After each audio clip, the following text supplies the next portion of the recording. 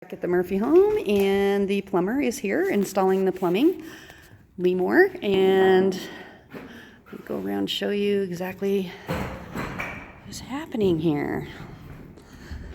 They're installing the lines for the water.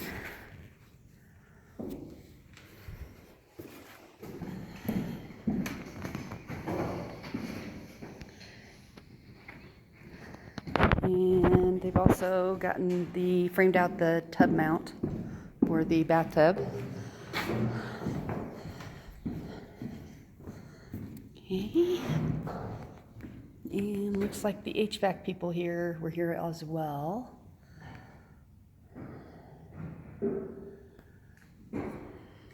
Plumbing for the washer and dryer.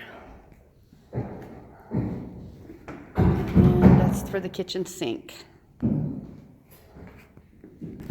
We're now in the basement, and we have the wet bar.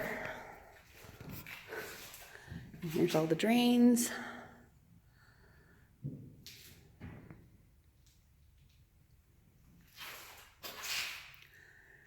Okay, and we've got the hot water heater here. And the HVAC systems, apologize for it being so dark.